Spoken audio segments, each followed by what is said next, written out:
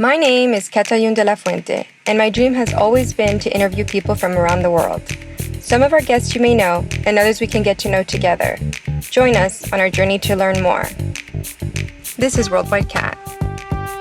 In this episode, we meet with the unidentified artist who goes by the alias of Alec Monopoly. His larger-than-life personality and painting passion have propelled him to a thriving career, creating what he and an ever-increasing number of admirers loves. Could you tell us a little bit about your inspiration behind what you do? Well, I'm a graffiti artist, so a lot of the work I do is in the streets. So I use iconic images like the Monopoly guy, or I paint Jack Nicholson, or Goldie Hawn I just painted. And so I choose iconic characters that bring people into my artwork.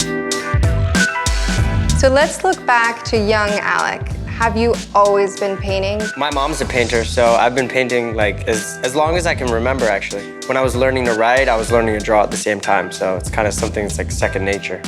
Do you remember the first time you sold something? The first time I sold a painting was when I think I was 12 years old, and it was a painting of a wave, and it sold for $500.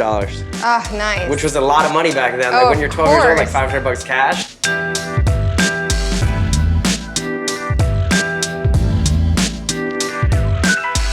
At what point did you realize that your passion could become a career? I received this call from Todd Cohen. He's like one of the largest real estate developers in New York, and he had been walking around the meatpacking, and he saw some of my graffiti around on the street, and he got a hold of me, and we finally got on the phone, and he was like, I want to buy 10 paintings from you. And I was just like, wow, like that moment, just out of nowhere, that's when it hit me. I was like, okay, I'm here. We tagged along with Alec as he was getting ready to do a massive mural to see what his painting process was like from beginning to end.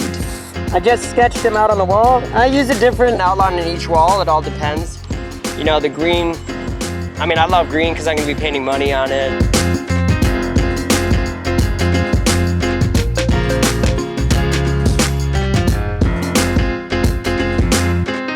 And now I'm filling him in with white. So I use the green here as kind of like an underlayer and to see where everything is, and then I fill it, and then I'll add some black.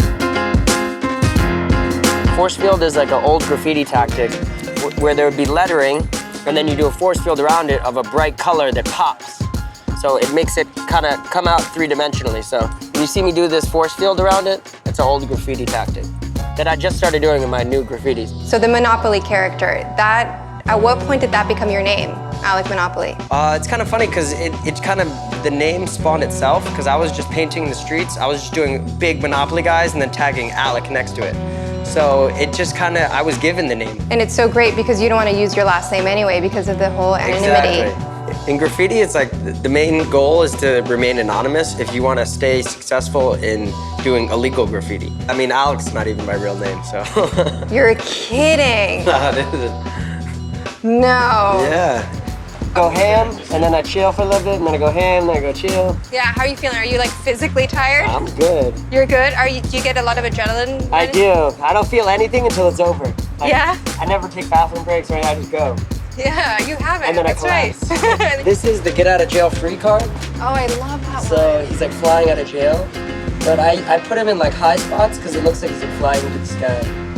And in the graffiti world, high up spots are called heaven spots because they're closer to heaven. So I think this is an amazing piece to do, and I like them the most because they're the hardest to get to. So in the graffiti world, people respect the higher up the pieces, the more respect you get.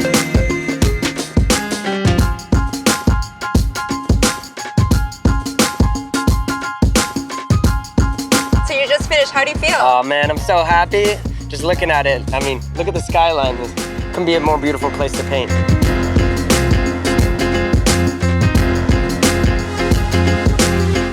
Is there a difference between graffiti and street art? They're very similar. Street art wouldn't exist without graffiti because it's a spawn of graffiti.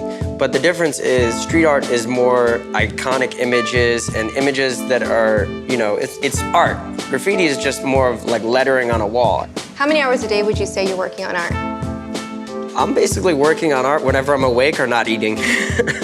I'm constantly working. In the midst of his busy schedule, Alec met with Zachary, a young cancer survivor whose dream was to meet the famous artist. What's up, my bro? Good to meet you, bro. Oh my God, good to meet you too, man. man. How you doing? Dude, thanks for coming out here, bro. No, dude. Welcome to LA, dog. Thank you, man. Hell yeah. Hell yeah. Sorry about all the cameras. Nah, this is sweet. I had no idea this was happening. Dude, Oh yeah, appreciate it. we came to give you a ride in the Rolls Royce. All right, nice. That sounds Yeah, good. come on, bro. Let me grab your bag for you. Nice way to make an entrance to LA, right? Oh yeah. you got TMZ already on you. So you starving right now? I'm pretty hungry. It's the best fast food ever. From painting all over the world to making wishes come true, Alec is an artist who's always on the go. I make art more for the masses, you know. Painting in the streets, it's not just like a gallery or museum, it's more open to the world. So I make work that's relatable to everybody.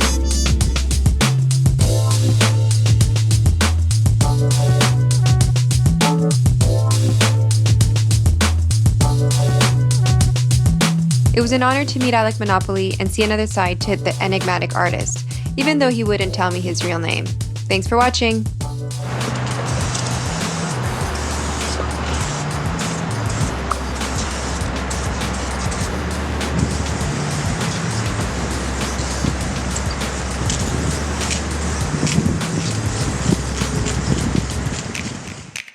I feel like we're on like 60 Minutes right now. I know. Setup, right? Yeah, that's what we're going for.